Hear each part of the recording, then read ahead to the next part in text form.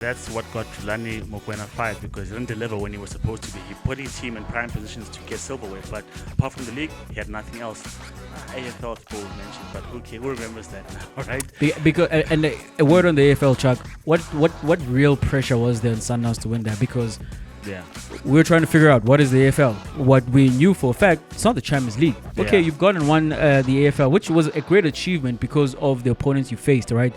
But it doesn't have the prestige and the history. It doesn't have the questions that you've been needing to answer since you won your first start in 2016. City slumped yet to another defeat, but Pep Guardiola signs a 2-year contract extension.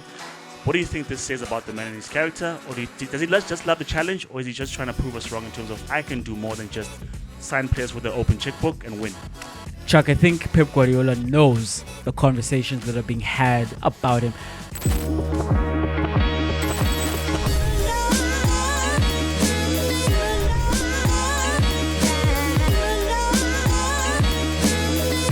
Welcome back to Two Up Front. Sorry, yet quite hello December, but we are knocking on that door. Chuck and myself still here. What up to everybody? What up to Chuck? What's up, Jay, and to everyone who's watching, listening? Let's get into another sporting week. Yeah, Chuck, and we begin with the Springboks, right? After a successful autumn series, won all three of games and ending up with a big victory against a struggling Wales team. And the Springboks then did get some accolades in the form of Peter Steff winning that World Rugby Player of the Year, but not quite Rassi because some people have won Olympic gold. But yeah, Chuck, with that having been the last game of the year for the Springboks, looking back on 2024 for the Springboks, how do you remember it? What stood out for you this year? What stood out for me was, I think if I were to bring in the idea that we had this conversation in terms of we're world champions, we're as good as we think we are, what should this year look like? And we wanted the URC, the rugby championship specifically, and we got that. And I think that stood out for me in terms of we're not just there for every 4 years, we peak and we shine, but in between we're starting to pick up those victories. And I think the winning record as well, I mean, if you look at the games that we lost against Ireland and against Argentina, it could have gone either way. And I know there were much change size in both those games. So we could have been perfect. I look at that and I say we could have been perfect. I look at this year in terms of us transitioning into a different playing style, us transitioning into using other players to find more depth in the side in terms of when players go down with injury or when players move on, like we would have Vili Leroux or maybe Mapimpi who won't make it into the next World Cup cycle. We've got players to step in. And I think Rusty used a total of 52 players just in this calendar year. And so if you look at that particular stat and the fact that we've just lost 2 games the entire year, that's brilliant, you know. I'm looking for a year, maybe that is next year, where we win everything. I think we're capable. I think we are that good. All agreed, Chuck. We must. Never satisfied. Never Strike satisfied. while the iron is hot. I think the emergence of Sasha Feinberg and Ngomezulu as well, that was great. Everyone stood up and paid attention. I mean, I think if he wasn't injured, maybe he pips Wallace Atiti for that breakthrough player of the year because he had everyone's interest peaked. He took to it like a duck to water or a fish in water. It's one of those marine animals. Is a duck a marine animal? Is it really? I don't know. But in water. It went swimmingly. Let's go with that one, right? It went swimmingly for him. He announced himself quite well on the stage. And I think we got to see more players, more depth, because I would have picked Ibn Etzebeth for Player of the Year because I know in the Rugby World Cups, Peter Steff was immense. But I think throughout the Rugby Championship, the visit of the Irish and this autumn series, I think Ibn Etzebeth was quite immense. And I think he goes unnoticed because Peter Steff is always putting in a shift every game, you know. But I think in this particular year, he matched him, and I think he pipped him, and that's who I would have picked. But all in all, Jay, I'm happy with the brains trust. I'm happy with the new talent, and I'm just itching to see what we look like in the next iteration of the Springboks. Yeah, Chuck, for me, it is that dominance, right? It is the fact that we care enough about a year that is not a World Cup year where we go out there and we flex our muscle, which is exactly what happened this year. You mentioned the 2 losses, just 2 losses on the record. I don't quite recall when last we had a record that only read 2 losses in that loss column.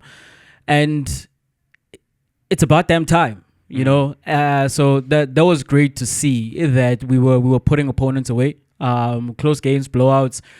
We played up to the competition every single time, whoever was placed in front of us. And those two matches that we did lose, yeah, there were maybe like head scratching moments against Argentina, particularly at the Mani Libok. Questions reared their heads again because there was an opportunity to win that late, but then having taken the lead in that one, a comfortable lead, I believe it was 17-0 up before losing that one in Argentina, though. And the other loss was a last-minute drop goal against Ireland. And Ireland coming into this year touted as one of the best two teams. And that series was marketed as the one that's going to decide who's the best team in the world. Very clearly, the team that holds the World Championships should be considered the best team in the world. But Ireland, they're really up there as one of the better teams we've seen, particularly from that nation in their history. So it's not a bad thing to draw a series against them, even though we were playing at home. And of course, the biggest rivals, the All Blacks, not losing against the All Blacks is a big deal for me. Because sure, you'd have years where we do win a game against the All Blacks, but then we're going to drop another one. Whether in that particular year we're considered a better team than them, which has not happened very often, but where they are in a rebuild, we were able to, as you say, make hay. Similarly, in games against Australia have had a difficult year, and we gave them the kind of slap arounds that they deserved for the level that they find themselves. The same thing as you see in the game against Wales. And it's the variety then of our rugby. We know we brought Brown into the Springboks so that he can expand our game and he can open up the playbook. We saw the loose trio, particularly the flankers, Usia and Peter Steff, who played in the majority of the games. They're finding themselves in wide positions and they are right there with the wingers and using the size and the athleticism of these players in other areas other than the set piece. And also speaking about the set piece, it's maybe not the maturation, but it's Oxenchair rubber stamping himself as absolutely a menace in the scrum. He is undoubtedly, without question, the best scrummager in the world. And him then slotting into the starting lineup, and where there was conversation when the nominees of the World Rugby Player of the Year were announced, where is Ox? And you don't tend to get those shouts for a prop. So what he's been able to do alongside the rest of that pack in how we've just continued to destroy scrums, because while we have been developing a new game, if you want to say that, or an expanded game, as I mentioned, the tried and trusted, the bread and butter, that is something that is still working, And in a year where we did blood in so many players, use as many players as we have, give the experience to what maybe would have been considered fringe players, and build up that depth, because we do still have an eye towards that World Cup in 2027 and trying to three-peat. To be able to do that and have success at the same time, that is elite in team sport. When a team is quote-unquote rebuilding or they are trying to expand their depth, what you expect is that there are going to be losses, and you can chalk them off as necessary losses because you are trying to have these players go through the fire while there is still the opportunity, so that when the World Cup does come around, they've got games under their belts, they've got experiences that they can call back to in terms of what happened over there. But we used that large pool of players, but we weren't losing games. Every time I saw, and maybe this is pushing it, that we won a quintuple, so to speak, right? But when there was a trophy up for grabs, whether it is a 2-game series or the entirety of the Rugby Championship, we won everything on offer. So it's been a brilliant year. Our stalwarts, they still played up to their great levels. You weren't really looking at the guys who've been in the fold for a long time and thinking to yourself, man, it's time for this player to move on. You think fullback, for example, where Willemse, will find out if he's still the incumbent number one in that 15 jersey. Apelele Fassi made a comeback into the team, the Church of Fassi. I'm very happy. But then you think, oh man, does this mean Villaroo is absolutely forgotten? No, he is clearly third in that lineup. But whenever he played, he was still brilliant. He gave us what he was asked to give us in the limited action that he was given. And all around, Chuck, when guys did get opportunities, they did put up their hands. So a brilliant year to be a Springboks fan. Yeah, I mean, also we had a lot of experimentation in the 9 and 10 jersey. And I mean, I don't know if it's question marks or if you're in a happy place, because at this point we don't know is it Kobus Reinach, is it Hendrikse, is it Williams, is it Faftiklat, because they're all put in a shift where you're like, okay, good representation for that jersey. And then with the 10, we know the conundrum there, right? With Sasha, with Pollard, with Mani, Jordan Hendrikse has moved in that spot as well. So question marks there in terms of where do we go? I mean, but they all gave us at least a good game where you're like, okay, I see why you're in the side. The other thing, Jay, I think that you touched on that I want to expand on is the fact that with the set pieces, right, we were heavy on the scrumming and the line-outs and penalties and stuff like that. That was our bread and butter. And there were times in games against particular oppositions where it didn't come to the party, but we had enough of a game plan, enough of magic in the boot, magic in terms of the playmaking where you're like, doesn't matter. I think that's a great attribute to say, well, the things that were the bread and butter, the things that we relied on, didn't work out today, but we find a way to win. And I think that is the true evolution of the Springboks. That so what if Ox is having an off day? So what if Mani's not kicking and has a 100% record? So what if Colby's not beating his players? It didn't matter because we found a way to win all those tests. And I think players like Sasha, players like I'm trying to think of another rookie who came through, being blooded in against the All Blacks and come out shining. Like he had a brilliant year coming into the Springboks. Yeah. So I think all in all, Jay, as you said, the record against the All Blacks, that counts. That's big. That's immense because even on their off days, they find a way to beat the Springboks. It's always close games, but they all end up on the winning side of that particular tie. But not this time. Not in this particular version of the Springboks. And I think just all in all, Jay, I think the new players have us excited. The old players have kept up the quality as well. Hence, they're still nominated for Rugby World Player of the Year. So I think all in all, it's been a successful year, and we want more. Yeah, shout out to Peter Steff for winning his second World Rugby Player of the Year. Absolutely one of the all-time greats. And as you say, you would have voted for Etzebeth. I think you would have been deserving. Cheslin has been brilliant. Not only on the wing, because we found out this year that he can throw into the line-out, he can feed the scrum, he can kick for pose. So whatever that you wanted, that Jack in the box. Whatever you wanted that Jack in the box to give you, he absolutely did. Whatever it is, and it's true of the team as a whole. Whatever was asked of them, they produced. And for me, considering this is year one of the plan that should culminate at the World Cup, and this is a success already, it is scary hours, but not for us. Hey, whatever was required of them, they did. Questions about Mangoba Mniti, because what was required of the Sundowns coaches to win a domestic cup, at least to keep your job, because the league is something they've gotten used to, and it's also part of their expectation, but they want more than just the league. Magesi, in a competition that has its tagline, Fagugesi, and I had to put this up, Jay, a couple of weeks back, this was thrown my way, not just Fagugesi. It happened to Mamelodi Sundowns that they scored first in the final, but could not keep Magesi out as they found 2 late goals in the game to snatch victory from the jaws of defeat, because everyone and their cat and their cousin and their dog and their aunt and uncle had put their house on Sundowns winning that final, but it was not to be. Jay, what do you make of this upset? So, Chuck, everything was weighted against Sundowns in this final. I mean, a competition that is called Fagugesi. The tagline is Fagugesi, and Magesi, in their first season in the Premier Soccer League, make it to the final. And we should have figured it out when they handed the loss to Orlando Pirates. You know, the reigning Cup Kings of South African football.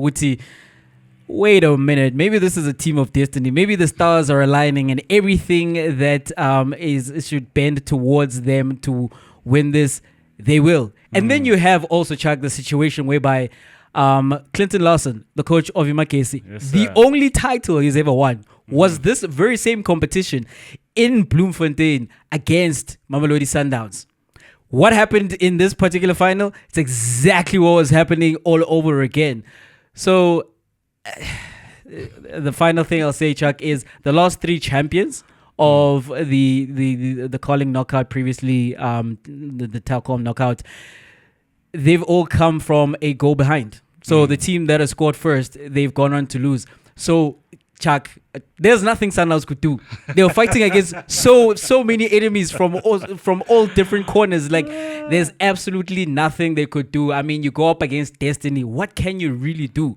But the tangibles were what they were supposed to be doing on the pitch. I mean, all the stuff that you throw out are things that, if they're written in the stars, sometimes you can't stop it. But they were playing against a low block. They had, quote unquote, their A side. Maybe Mango would probably disagree with me, but their strongest side to try to beat Magesi. They had chances after chances. Deiveson Figueiredo was shooting for fun. Most of the shots were in target. Ribeiro was there. Shaulila was there. Who else would you want to win you a cup competition? And they just couldn't do that. And I think shout out to Magesi for playing with that low block, that high energy, pressing in those particular moments and playing. They didn't go mano a mano because they knew they weren't capable of doing that. They didn't have the quality to do that. But what they did is they sat deep, and when the chance came to play on the break, when the chance came to play in transition, they did that. And I think in pockets they played quite well in the second half, where they had a good 5 minutes, a good 10 minutes here, and you're like, hold on, wait a minute, what's happening here? Question marks still come and are still there for Mamelodi Sundowns when it comes to dealing with crosses. It was there in the Rolani era, still there in the Mangoba era.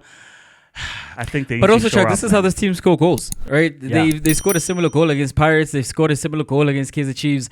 They get it out to that left hand side. A cross comes in, and somebody's there waiting for the header. But on a real sense, right? Throw out the team of destiny stuff, and let's look at Mamelodi Sundowns. For me, Chuck, I told you this last year, at the end of last season, rather, and I focused it on Rulani Mokoena. This was still when we thought that he's going to continue as the coach of Mamelodi Sundowns and things that he needs to prove coming into the year. But very clearly, this is a Sundowns matter. Such a strange team, Mamelodi Sundowns, because perennial champions in the league.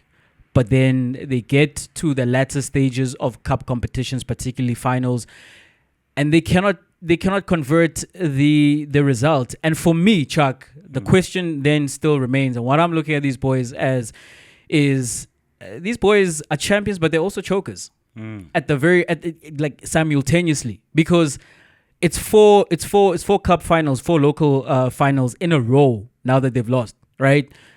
You may have wanted to forgive the results against Orlando Pirates, but we go back to last season's MTN8. Peter Shalulile misses guilt as chance. Themba Zwane misses a guilt as chance against Pirates in the Nedbank Cup final. In the last minute, you concede the goal, right? In this competition, in the Carling knockout, every single round leading up to the final did not concede a single goal. And then those problems of dealing with crosses rear their ugly heads in the biggest moment. And this is then something you can also try and translate into their performances in the Champions League. Great in the group stages, but then when the pressure is turned up a notch, they're not quite the same. Because when you do look at the stats from the game against Magesi, Sundowns had 80% of the ball. They had 20 shots. They had 6 on target. You could spin that fairly at that and say that they were unfortunate. You know, they play that game 9 other times and they win it 9 out of those 10 occasions. But then on the one occasion where you're supposed to win it, they don't.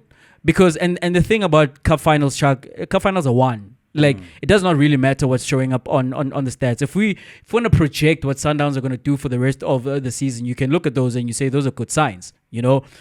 But when it's really asked of you, and because it's a different kind of pressure to play in a cup final versus the games you play in week in week out in the Premier League, I still believe that winning the league is harder than winning a cup competition. But there's also the caveat, Chuck, that it's a different kind of pressure because I promise you, Sundowns in the games they come up against the Magesi in the league, they probably win both of those games, or they win in a draw. Chuck, they probably are not going to lose any of those games because it's not the same pressure, right? Because in the league, you can live to fight another day. Whereas in the cups, you have to bring your A game, and even when you've brought your A game, you need to find a way. You talk about Deiveson Figueiredo and those shots that he took. And those are low probability chances because he's shooting from outside.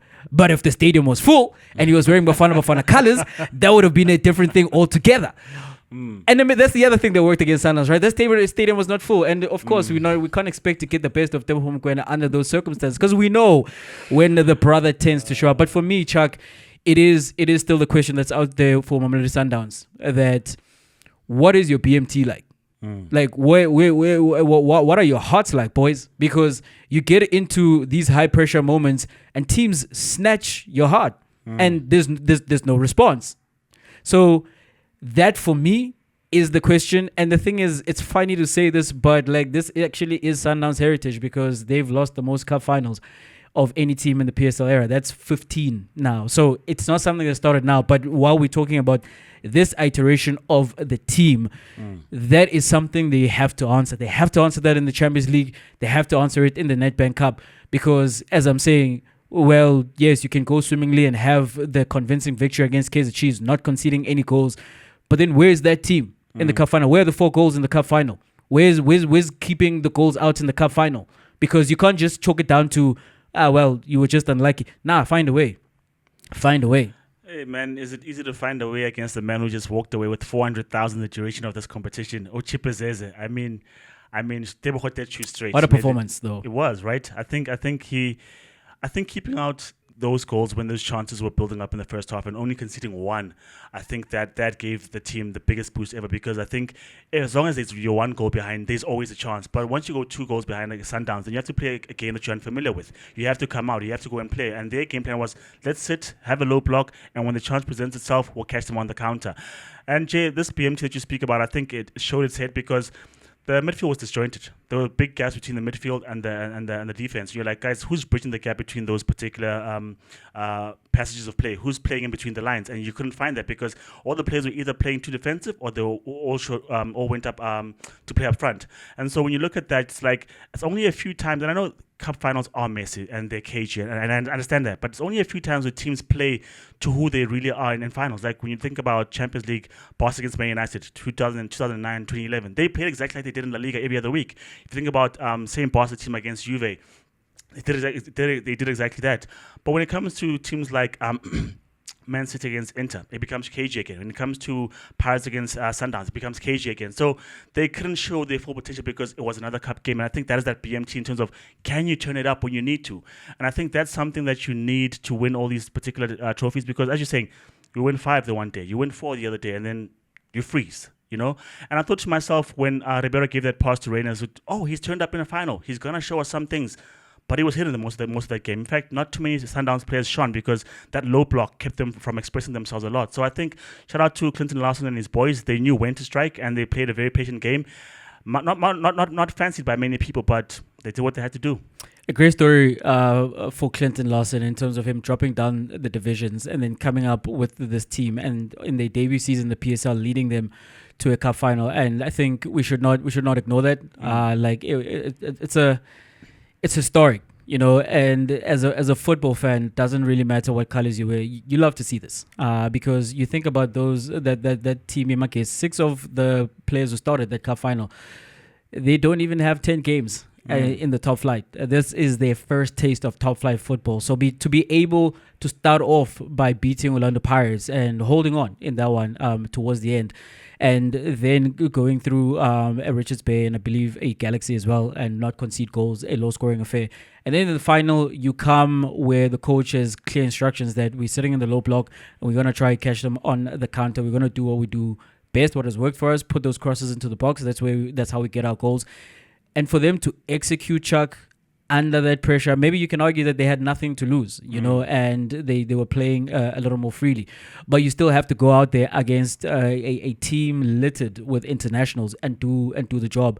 That's exactly what they did. And so you have to tip your cap off to the team. Magesi, you have to also tip your hat off to Clinton Larson. What a fairy tale story indeed. My last word on the coach of Mamelodi Sundowns. This is one I wouldn't really fully put on Manqoba, because as I'm saying, it's a pattern that's repeating that we saw just last season.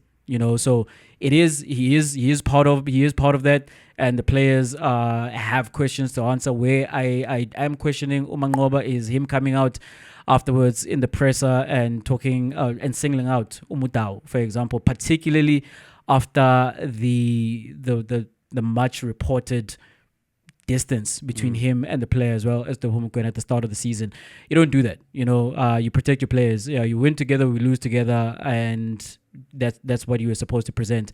But as I'm saying, there are questions. There are questions that Mamelodi Sundowns have to answer, particularly in cup competitions and in those high pressure moments, because the definition of choking is if you are a lesser version of yourself in the high pressure moments. And what we've seen with Sundowns, they do their business in the league, but then we get into Champions League semifinals, we get into domestic cup finals, and they shrink. They're not quite the same team. They don't have quite the same results. So there's a question mark, and those boys, that team, they need to answer it.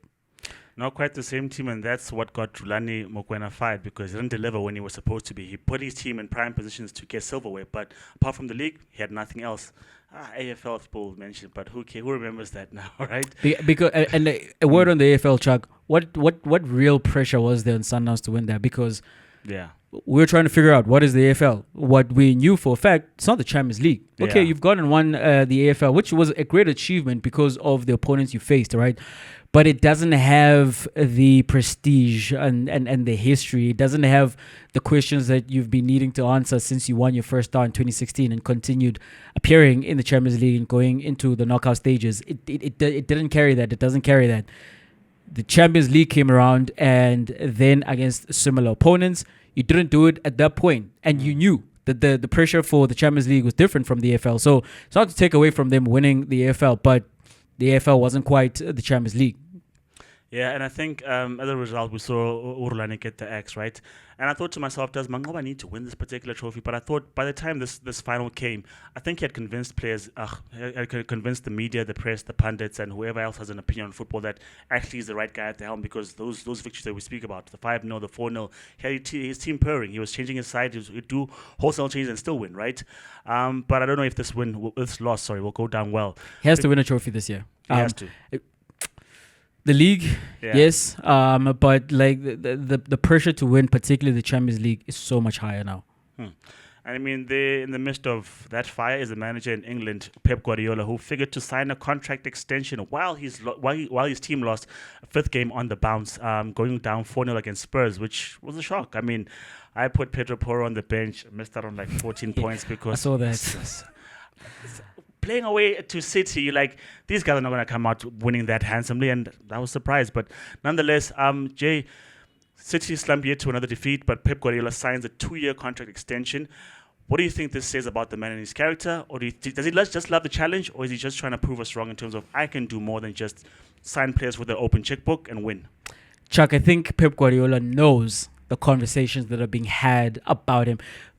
Let me just front load this by saying, in my opinion, Pep Guardiola is the greatest coach of all time. Period. Right? And he doesn't have anything to prove to me. Hence, I've elevated him to that mantle. But the questions around him have been, well, of course he succeeds. The comments around Pep Guardiola rather have been, of course he succeeds because he finds himself in good situations. That is, whether he's inheriting a special group of La Masia graduates, or that if he is at Bayern Munich, who had won the treble the season before, or he goes to a Manchester City, which have all the money in the world and using it in illegal ways as well.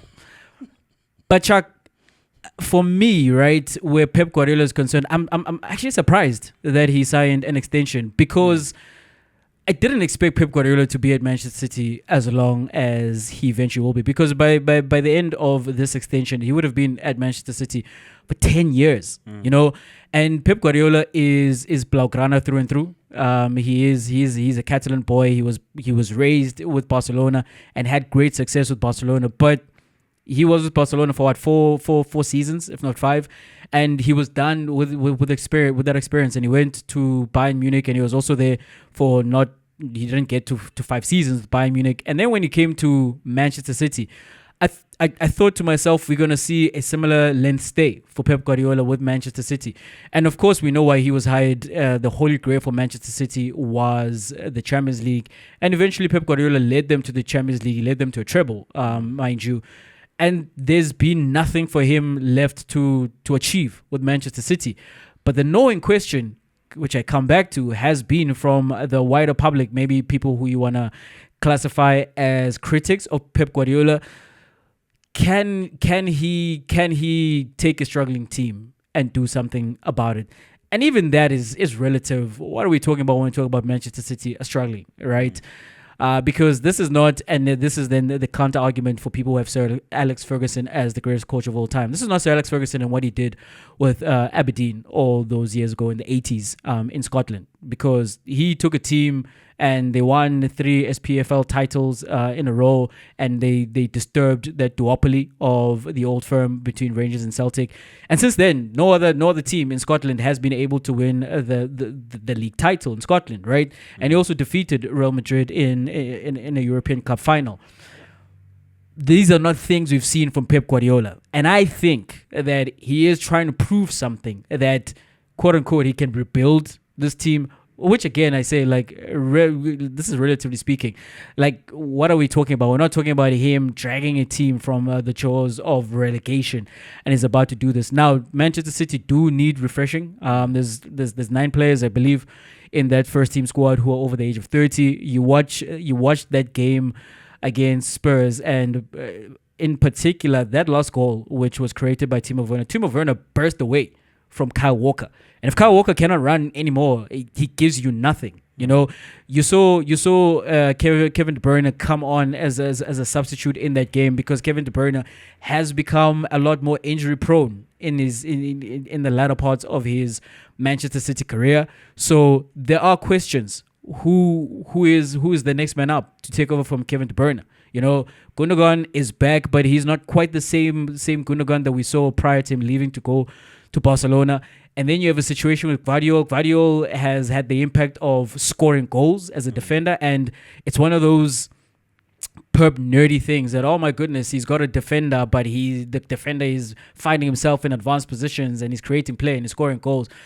But then Kulusevski tested him out in terms of how good are you as a defender. And that move by Lionel Messi, yes, he is the GOAT, where he turned him inside out on his way to creating a goal for Argentina in the World Cup against Croatia. That maybe wasn't just down to Messi brilliance. Maybe this man is questionable as a defender, because, again, in the duels against Kulusevski, he was found wanting. So there are a bunch of questions that surround Pep Guardiola's Manchester City. And as he said, maybe there is something to say about him as a leader, that he doesn't want to leave them in this position. If he does leave them, there's someone coming up next. He doesn't want that person to come in and try to clear out an old squad and try to build from the bottom up. But rather, perhaps it's something similar to Klopp leaving the cupboard not bare, but pretty full for Arne Slot to come in after him. So I do think, firstly, he's wanting to prove something to his critics, and we'll see if he can do that. Me personally, I don't think he does have anything to prove, but it's going to be an interesting thing to watch. 8 points deficit to Liverpool, and I think if you think about that, Jay, if for me, I think that could galvanize the team in terms of, guys, I'm not just here and it's my last season. It could be another. It's not a last dance. It's a let's go. Yes, let's go again, basically. Because when you look at the points deficit, it's mission impossible. 8 points before Christmas. It's unlikely that Liverpool see that lead. But if there's a team that can come back and make that gap smaller and make it close come April and May, it's Man City, right? And if you can galvanize them to go again, I think the contract extension suggests that, number one. Number two, I think, as you said as well, he needs to rebuild, because this version of City is not what they were last season when they won the league. This version of City is not what they were when they won the treble. Yes, the players are mostly the same, but in terms of how they're playing, I mean, it's hard to find Haaland. It's like trying to open a Where's Wally book in this point, because he's always stuck in amongst the defenders. If he's not playing in transition or ball over the defense, you can't find Haaland, you know? And they're trying to figure out those niggles. Savinho, is he still a good buy? We don't know at this point. Doku's injured. Bernardo Silva's coming off the bench, and so is Kevin De Bruyne, always injured as well. Question marks over Kyle Walker, as you said, Gvardiol. And so I think before he lets this team go, he has to figure those things out and give someone a working and properly running machine, I think, number one, right? But I think most of all, Jay, I think, as you're saying, it's a pride thing. I don't think Pep goes out on a whimper. I don't think Pep says 4 losses in a row. We lost the league. It happened early on in the campaign. We couldn't make it up. I'm gone. I don't think that happens that way, because as much as you want to have fresh ideas, you want a new spark in terms of management and stuff, Pep Guardiola is still one of the best out there. In fact, if not the best, right? So I think he's that good because he's never done 5 losses in a row, ever. Since he's managed a footballing side, he's never done that, right? And I think they're in uncharted waters because, yeah, you can lose against Spurs. It happens. We know every time they go to the London Stadium, they don't come away with any points because that's a Spurs thing. But the Brighton losses, those are questionable and stuff like that, right? But I think he just needs to regroup. He just needs to find his side. He needs to find a win from somewhere. And I know I'm talking about City. I know I'm talking about Pep Guardiola. But if they find a win from somewhere, I think it gets the team going again. Because just like Chelsea, where they were losing all those games, you're like, but it's not like this team is done, or it's not like this team doesn't have any potential. They've got a lot of quality in that side that if something goes right, it could be a domino effect that will get them running again. So the contract extension, I think, Jay, is very interesting, number one, for this season. And number two, I think when you look around, Arne Slot's gotten a bit lucky, because if you look at the game that they won 3-2, Southampton were there with them, like toe for toe, blow for blow. They were there making a game of it, right? Except for that Mo Salah's got that magic. Also, they shouldn't have had a penalty, Chuck. Yeah, there was the action finished off in the box. You couldn't tell. I mean, like, how are they interpreting these actions? Because the first and initial contact, as far as we understand football, happened outside the box, therefore free kick. But because the action continues inside the box, it's very odd things in England, right? I think Arne Slot is a bit lucky right now in this campaign. I think it can be got. Man United are rebuilding. So on that note, you don't think Liverpool have wrapped up the title after going 8 points ahead of Manchester City? Not necessarily so, because I see players like Alistair, they're number 8, Jay. Please remind me. McAllister. That's because I'm calling him Alistair. McAllister, thank you. McAllister on the bench. Louis on the bench. You're like, but the guys who are coming on, Nabo Gakpo, Nabo Darwin, they're not necessarily winning you the game anyway. So he's rotating his side, but not too much great effect. And so I don't think he's found his best team, number one. And two, I think he's gotten out of jail with a lot of these results because of Mo Salah and his brilliance. So I think he hasn't quite got them purring just yet. And then you've got injuries to Trent as well, and they're still figuring things out. It's good that they're winning while they're doing that, but I don't think they've quite cemented that 8-point gap in terms of we're 8 points up, we're 8 points up, and we're going to run away with this. Number 2, for Arne Slot, Postecoglou. Spurs up and down. They win 4-0 now, but watch what happens next week. You've got Arteta, who's back to winning ways, which is great for the title race, but I think he's also hit a blip. United, I don't know if you can put them in that group as well, but they've got a new manager as well. Newcastle was supposed to be improving. They've fallen away. Aston Villa have hit a bump, and they're trying to find their form as well. So it's almost even paying at this point in time. So I think Pep can sign a contract extension and still pull away, because I think he's got the squad and he's got the acumen to do that yet again. So I think it's game on. The challenge is set for everyone else. And I think if Pep Guardiola can beat the likes of Arteta, beat the Jurgen Klopps, beat the brains of his first tenure, sign an extension and still beat the Postecoglou's and the Arne Slots and the Amorims of this world, if we're already praising him as being the best, if he does that again in the 2 remaining seasons of his contract, what then? We will see if he's able to get them back to those winners. And it still might happen this season, because he was asked the question, if they do lose against Liverpool and they go 11 points behind, will Pep be willing to concede that the title is gone? And he said yes, So I believe that. I think that result will go a long way in defining their season. So we'll see what he does this season. We'll see what he does in the next 2 years. What's probably going to happen is that Pep is going to figure out how to win again, because all he's done his entire career is win. Where Liverpool are concerned with the 8-point gap, I'm also looking at how heavily reliant on Mo Salah they are. Mo Salah has scored 10 goals and had 6 assists in 12 games in the Premier League. And it feels as though every single time they need somebody to step up and to recover the game or win them the game, it is Mo Salah. Did that in the waning stages in the 82nd minute against Arsenal. Did that now again against Southampton. And there is a Christmas picture that is coming up. Like, we need to see him after he dons those matching PJs with his family and the Christmas tree is up and he's spreading the Christmas cheer all around the world. That is he going to be in that scintillating form? Because at the moment, he's in line to have 15 assists or more, or 18 assists or close to 20 assists, and to be scoring 30 goals. Do I think Mo Salah is going to end with 30 goals and 15 to 20 assists in this league campaign? I'd be a silly man to bet against Mo Salah because I really rate Mo Salah. He's absolutely up there, top 5 greatest Premier League players of all time, in my opinion. But I have seen him have these supernova patches at this stage of the season, and as he's grown a little older, that's not quite been the same output in the second half of the season. Still been very great, but we are talking about Mo Salah, and we're talking about Mo Salah levels. And for me, Mo Salah is the key, right? I'm not even thinking Mo Salah is gonna go down with injury because that man is a machine in terms of how physically prepared he is. He's never out for long periods at a time. The only time that happened recently was when the African Cup of Nations was happening, and then he suffered a injury there. But Chuck, I think whether it's a dip in form or knock wood, it's injury that befalls Mo Salah. Then as a whole, Liverpool come back to the pack because yes, Diaz is having his most prolific season in front of goal so far this season, but he's been in and out of the team, and maybe that purple patch has now come to an end. We'll see how he responds for the rest of the season.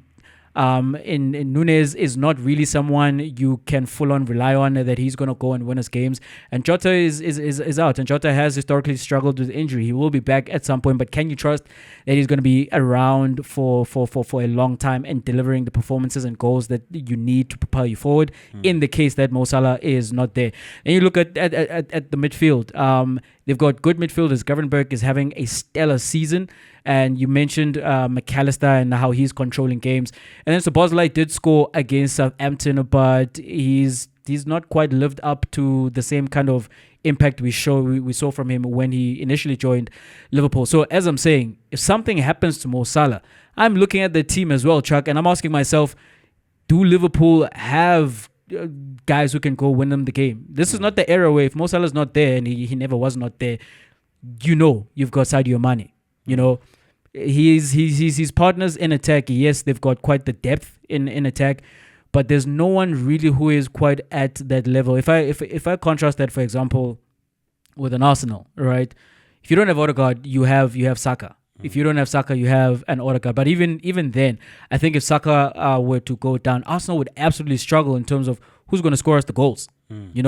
And there are very critical pieces in these teams, and I don't think there is a team, particularly those who have ideas on the title, who are as reliant on their one talisman, as Liverpool are on Mo Salah. So what they need to do is hope and pray and nothing happens to the form of Mo Salah, because if that continues, and yeah, as you say, man, they keep having the kind of performances where they don't quite fill you with a sense that this is a dominant team I'm watching for large periods of a game, and then suddenly they have a spurt where they go and win the game. I don't think that's sustainable, but if that does continue and Mo Salah stays healthy and his team keeps producing, they're absolutely going to walk the league. But those are things that for me are on a slippery slope. They are hanging by a thread. And I do think either one or both of those things is going to change at some point, and we might be in for the greatest bottle job that's been seen in the Premier League. Well, at least since Arsenal did it. So if there are bottle jobs that are better than Arsenal's, then that means we're not getting a 90-plus point season again, and I think it makes things a bit tighter, a bit closer. Let's see where our favourite teams end up. But Jay, I think when you speak about that game in Liverpool and Southampton, apart from that silly football that Southampton were playing at the back and they caused that mistake where Szoboszlai pounced and scores that goal, not much was created apart from Mo Salah trying to create chances, because you look at Cody Gakpo, doesn't quite fashion himself enough chances or find enough space where he can be dangerous. Darwin's always going to misplace a pass over hitter shots where you're like, dude, give us more. And then you look at the contributors behind them, right? McAllister, Curtis Jones at a purple patch, I think that's over. And that's the thing about Curtis Jones, that he doesn't sustain a level long enough for him to be in the side for long duration. And so you're really reliant on Mo Salah for a lot of those moves to go right. You're reliant on Trent, who wasn't available on the weekend as well. So I mean, Keller had a good shift. I mean, if he didn't save those two chances in the first half, it's a different game altogether, So I think those close games doesn't quite give you much confidence in terms of Liverpool go all the way. But I think 8 points is a big, it's a mammoth big, big it's a mammoth gap. And something would have to go miraculously wrong for them to lose it from here, because this is the biggest gap, I believe, after 12 games that has been in the Premier League era. The only other time where it was matched or surpassed was by Manchester United in the early 90s. So they are absolute red hot favorites to win it from here. Unfortunately for them, there's still a big chunk of the season to go, but they should win it from here. And if they do not, oh my goodness, we will be back here talking about that. Chuck, the rivals of Liverpool as well as Manchester City, Manchester United, they welcomed Ruben Amorim on the touchline, on the sidelines for the first time over the weekend in the game away to Ipswich. Initial thoughts on the reign of Ruben Amorim? He did say there'll be teething problems, there'll be pain while we learn to play in the new system, while we learn to adapt. And that was pain that I saw on the weekend. We scored first, and then it was just a laboursome performance after that. And I think that's just down to players figuring out their roles. Players also, I mean, there's certain things you can't do about certain players. Like, I'd give the shirt off my back to see a United side without Johnny Evans. Like, shout out to him, thank you for the service, but that's not how we move forward, guys. At that age, aren't there players from the youth who can step up in that particular role? For me, come on, guys, right? So there are things like that in terms of personnel that needs to be shuffled across or maybe changed if we're going in a different direction altogether. But all in all, I think I like the partnership of Ahmad, Rashford, and Garnacho. I think you've got good footballers there, because I think that system sort of isolates. No. Slow it down. Bring it back. What should I be saying? Well, hold on. You included Rashford in that in terms of a good partnership. You reckon Rashford has the kind of future that will lead Manchester United to success in this team? I know he scored the goal, right? But for the rest of that game and for a while now, going back to last season and the season prior to that, had a great season, and the stretches before that, he's not been great in the Manchester United shirt. You believe in Marcus Rashford still under Ruben Amorim to turn it around? To turn it around and not get that 30 goal season that he had, but to turn it around and give us 15 to 20. And I say that because if we're being honest, right, he has a longer resume. He's had more time in the league where you can say, well, actually, if you look at your body of work, hasn't been that fantastic. But has Haaland really been fantastic? Is Xerxes the guy? You don't really think so, right? And I think in the kind of formation that they have playing with just, I think, Bruno Fernandes as the assistant to the attacking football, apart from the wing backs who are going to bomb down, you need guys who are very versatile. And I don't think Haaland is versatile. I don't think Xerxes gives us more in terms of going forward and in terms of being a goal poacher or a goal threat. I think he works well in that 9.5 role, but I don't think this system needs a 9.5. So I think in terms of how we're looking to play in the 3-4-3, is your best option. And so I think of the parts that are available, that's who you go with. But if you go into the transfer market, you can find plenty of other options besides Rashford. But in terms of what we have right now, I think he's the best option there. And I think and looking lost in that system, then you have that performance once again from Casemiro and Eriksen, where you're like, yeah, it's not the guys at that age, with that speed, with that profile. And I think once they get the footballing right, once they understand what's required of them, they'll look good again. So, I mean, I know I'm saying a lot. It's just game number 1, and they've only had 2 training sessions. So I think there's much to adapt, much to learn. But I think we saw glimpses of what they're trying to do, and I think that's what we're looking to get from Amorim, an idea, a pattern, a philosophy where we can say, this is the Man United way under Amorim. So I think in game number 2 or 3, we'll be more critical. With this one, we can't press the panic button or stress too much. Yeah, Chuck, I think you did see the blueprint. You did see the 3 centre-backs and the wing-backs, one of those wing-backs very early on in the match, that being Ahmad. He did well on the sidelines and then provided the assist for the goal by Rashford. But my great big takeaway is I don't think these are the players, right? I think what needs to happen, there needs to be a clear what's going to happen 2 years' time if Amorim is still here and there's progress, right? And you find yourself 2 seasons from now where United are back towards the top or challenging for the title. We're going to have those screenshots that always pop up when a team was in the doldrums and then they did well, and looking back at the first team that he coached, and we're going to like, how the hell did those players play for Manchester United? And like, oh my goodness, Ruben Amorim has come a long way with this team, because Yeah, in a bunch of those positions, right? I do think upgrades are needed, and there's a thinking as well around some of those players in terms of what to do with them, even some of the better players. So in the immediate future, of course, you cannot have you cannot have Evans. You cannot have Johnny Evans, who I saw pressing in the Ipswich half, and of course he got turned and exposed for pace after he did that. You have to have Martinez. Martinez is going to come in there. You believe Martinez is going to come in there as the left centre back, and also where Mazraoui was playing as the right centre back. You believe Yoro, when he's back, he's going to be playing in that engine room in the midfield duo. Ugarte has to play. I think at this point he's ahead of Casemiro, also because he's familiar with this coach and how this coach wants to play. And when Kobe Mainu is back, he's going to take the place of Eriksson. Ahmad. I love Ahmad, man. I love Ahmad, and yeah, Anthony needs to be the backup to Ahmad going forward. I don't, unless something dramatically happens with the form of Ahmad, I don't want to see Anthony play ahead of Ahmad. The questions are there for the other wing back spot, where Dalo was playing, right? You know, like Dalo's my favorite United player. I just like Dalo, like mainly because of what he does going forward, but didn't quite give you the same as Ahmad gave you on the other wing, and I'm curious.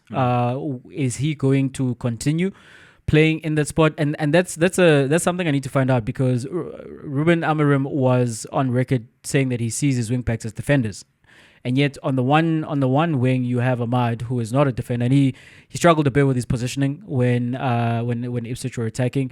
On the other, you have someone who you consider as a traditional defender in the form of Dalo. So I want to know, is he going to keep that, where one of them is more proficient as a defender and the other is more proficient as an attacker, or he's going to have the same kind of profile as those wing backs? And it's curious to see what happens with Shaw. You know, is he going to slot in as an option at left centre back, or is he going to play as one of the wing backs? And then the other thing that stood out for me, Chuck, was Bruno Fernandes. Right, he looked lost for me in everything that was happening out there, because of course he started as one of the two behind the striker in the 3-4-2-1.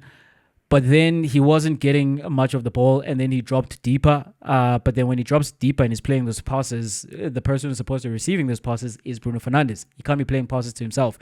And I'm curious in terms of what ultimately is his position here. Is he going to be one of the two in the midfield, or is he going to be one of the two behind the striker? And since he's arrived at Manchester United, he's been the talisman. He's been the best player at Manchester United. And I think a Manchester United that is good under current circumstances, they need Bruno Fernandes to be his absolute best self and to have his fingerprints all over what Manchester United are doing. And then there's the question of the striker. Rashford is it for now. You saw Højlund and Xerxes come in. It's like, I don't know, are they going to play together? As you question, who plays as the 9, who plays behind the striker between those two. So in attack, there are big question marks, and I think that's where you're going to see reinforcements. But overall, it is of course the very early stages of what is a major rebuild. The coach definitely needs time. But for me, as I'm saying, the standout is there's a bunch of those players who won't be playing for Manchester United long term, and then it's curious to see those who have not yet quite returned from injury, when they do come back, and you imagine that they'll be first choices, how they perform and how United perform when they're back in the lineup. I think lastly to close out, I think with Bruno Fernandes, what the coach does stress is that he wants to retain a lot of the ball, and Bruno plays a lot of long passes, a lot of Hollywood passes, where you like a bit more control, a bit more conservative football, where you don't have to always look for the person. So I think we're trying to play a very heavy position-based type of football, and I think that would suggest that the personnel will change as well. So we'll see how that adapts and how that goes. But I think if we have more of the ball, more control, it should yield better results. But let's see if United can learn this way of playing. Jay, on the weekend also what we did find was the UFC in Macau in China, and it was a bumper event. Lots of knockouts, lots of I think. Look, we see it in the comments, right? But you cannot convince me otherwise. Striking is more. Yes, I wanted to come on here and say that, like, call me a casual all you want, and you know what? I'll do you like a B Rabbit in 8 Mile. Yeah, I'm a casual. Now what? Now, Chuck is the expert where UFC is concerned, and over the years he's been winning me over and getting into it. And yeah, I do represent the voice of the casual on here. And as you say, Chuck, like especially in that matchup between Yan and Figueiredo, they were standing up for most of their fight, and I'm like, yeah, this is the entertainment. A majority of people want you do not cater for. Like the niche market, like the guys who absolutely, it's great. If you enjoy all aspects of MMA, shout out to you. But as well, I'm with you. You cannot convince me that striking is not the peak of what we want to see in that octagon. Yeah, because I mean, here's a question, right? Before we go into the match at hand, name me 5 fights that were wrestling heavy, were all on the ground, and were fights of the night. That's all I'm saying. Casual or not, just name those fights. Nonetheless, Jay, what we liked about this particular fight, it was striking heavy, right? It did go to the ground. Figueiredo did take Petr Yan to the ground a couple of times. Petr Yan, he himself took Deiveson Figueiredo on the ground as well, which for me suggests that he's improved because he was very strike heavy, and every time he took him to the ground, like we saw in the fight against Marab, he had no hope. He had no chance. But in this fight, he had answers. He could scramble. He could come back up. He could reverse the position. So I think this one had everything, right, Jay? But when you look at the fight that Petr Yan had with Deiveson Figueiredo, he won that unanimously. Do you think this suggests that he's ready for a title shot against Marab? Did you see enough?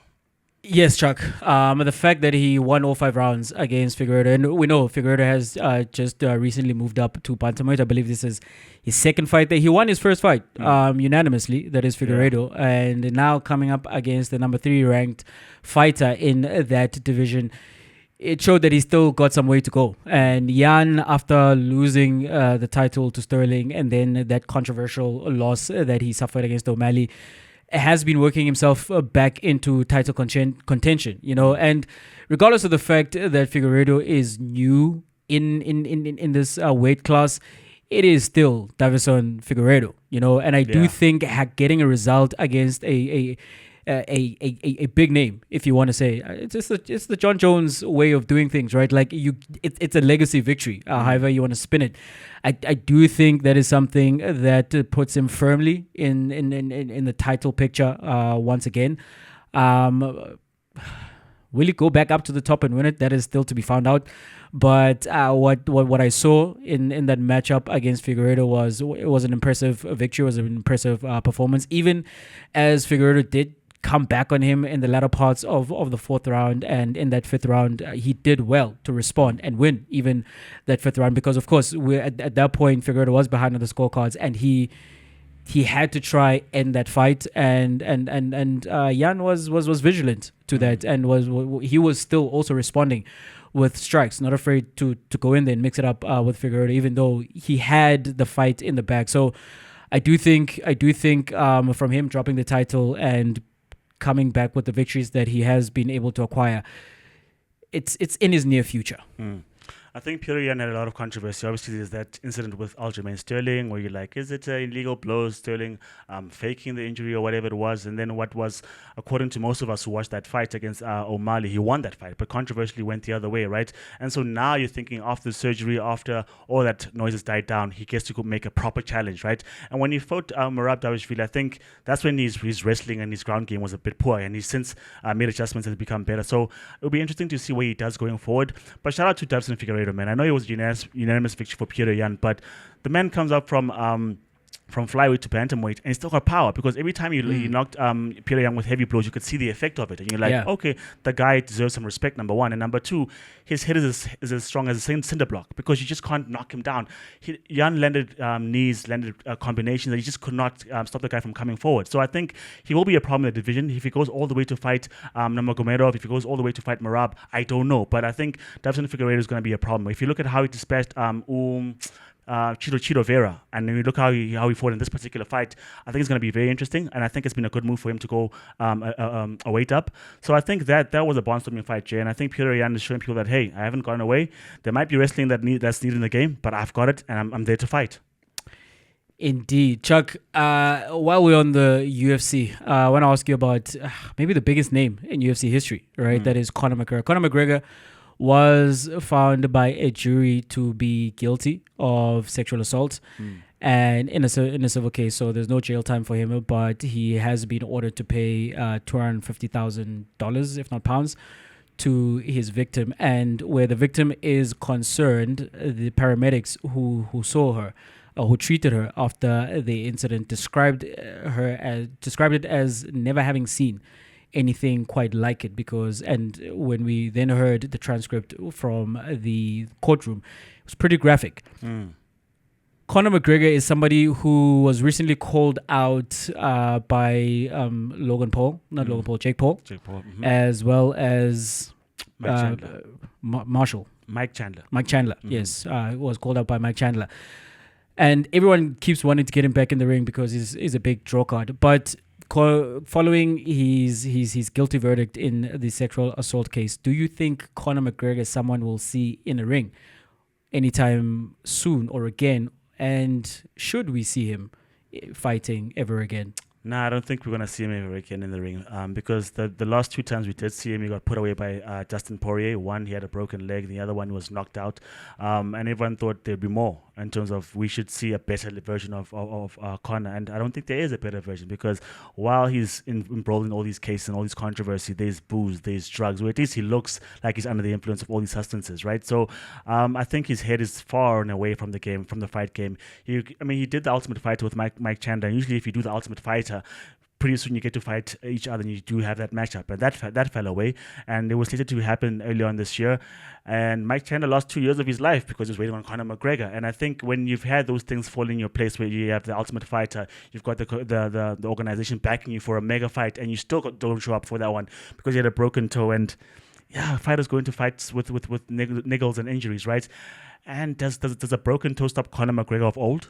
The pre-100 million Conor McGregor, pre-Mayweather fight Conor McGregor, it doesn't, right? And I think after he found a way to escape that particular matchup, I don't think they'll be ever good enough or great enough motivation to find him fight again. So I think, never mind just the fight game, Jay. There's so much on his plate at this point in time. I think he's gotten in so much trouble and so much things outside the fight game because he was fighting with, I think, a former friend of his, Artem Lobov, in terms of the ownership of his Proper 12 whiskey, in terms of who owns what percentage of that, whose original idea is that, who owns who shares. And so he's dealing with a lot of things that are outside of fighting. I don't think he comes back to fight again. Yeah, Chuck, and I don't think he should. Right? Yeah. I don't think he should because being found guilty of sexual assault, that should be it. Yeah. But I think he will. And, you think so? And the precedence is the man we watched at the age of 58 in the ring with Jake Paul, that is Iron Mike Tyson. Mike Tyson spent 3 years in prison for sexual assault, right? And immediately after he came out, he was in the title picture. Now, the difference is that when last seen before he went into prison, Mike Tyson was firmly in his prime. Never quite the same guy in terms of as a fighter afterwards, whereas Conor McGregor, as you so well eloquated, is nowhere near his prime anymore. But the thing about the fight game, Chuck, is that they will hinge their bets on controversy and if you are a superstar. This is why all these guys keep calling out Conor McGregor, regardless of the fact that I'm pretty certain they don't believe in their heart of hearts that he's a great fighter. But they know what getting into the ring is going to produce for them. And the people who organize fights and the people who get paid for organizing fights, they will find a way to get Conor McGregor back into a ring. And if I do go back to the Mike Tyson example, right, there was sentiment, you and I sat here as well, talking about the fact that, man, it was sad to see Mike Tyson in that state. And because of what Mike Tyson has become in his in the latter parts of his life and the humility he's taken upon, there's been a sympathy that has gone towards him. And that divides people, right? Because it does not absolve you for what you did. And there's a group of people and whose voices should be heard that you should never had interest in this man ever again. And as I'm saying, the fight game is dirty, Chuck. And I think Conor McGregor is somebody that we're gonna see in a ring once again. I don't think we should though, because he's a vile human being. Like I am all for silent fights, right? And like being controversial. But when you look at the track record of Conor McGregor, he's crossed the line far too many times. There's the dance for me boy incidents against Mayweather. and he was inciting Mayweather's the mother of his children and his children at that event. Right? There's him being in a bar, caught on video in a bar where he's trying to force an old man to have a drink, and when he doesn't, he punches him. There's another sexual assault case which was put on him after he made an appearance at a Miami Heat game. I believe in that same game he was meant to playfully punch the mascot, and he continued to berate him. And then, of course, there's what happened in the past incident against Khabib, and Khabib and his people feel very strongly against Conor McGregor as not just an opponent, right? And it was very personal when they were in that ring because of his behaviors. And Conor is someone who's walked around believing he's larger than life and that he can just go and do and be and say whatever he wants. And because he's this mega star, he's going to continue getting away with it. But I think, Chuck, at some point with that kind of rep, you have to make a call. I think as a sporting society, we have to make a call that, nah, man, not this dude, right? Because as I'm saying, this is no longer just banter. This is no longer just shit disrespect against somebody else. This is, as I'm saying, an abhorrent human being. But when you say that, it makes things interesting because you raise Conor McGregor, others will raise John Jones. In terms of his demeanors, misdemeanors, his drug use, he's testing positive for banned substances and stuff like that. And like that's, if you don't want this guy, then what do we do with the other guy? So lots of controversy in MMA, lots of controversy with these stars, but because of who they are, as you said, people want to still see them, people want to call them out, people want to test themselves against these particular guys, because as much as they're one person outside the cage, they are what you expect in the cage, and they're a big draw. So controversial around, Jay, but I think at some point we need to say actually, where is our moral compass pointing? What do we want to do with these people? Because it's not like the company will go down without Conor McGregor. They've done well since then. They're still filling out venues, they're still selling out pay-per-views, they've still got young and emerging stars. So I think they can move past, and I think they probably will with what's going on around Conor McGregor. Absolutely. Thank you once again for joining us on another episode of Two Up Front. You can continue to catch us right here on YouTube. It is Two Up Front. Please subscribe, please like, please comment, please share our content. We are very appreciative of that. And if you want to interact with us, you can do it in the comments as you've started to do. We are very game to respond, and you can also interact with us on social media. You can find us at Two Up Front Pod on TikTok, on Instagram, on X, Twitter, as well as Facebook. You can find me at J_Mzulu. Chuck is at Chuck2Up. From myself, Jay, I'm outie. This is my 10 seconds of fame to laugh at Sundowns and say you could have, but you goodness. didn't. But you didn't. Hater. Shout out to Magesi. This is Chuck, and I'm out.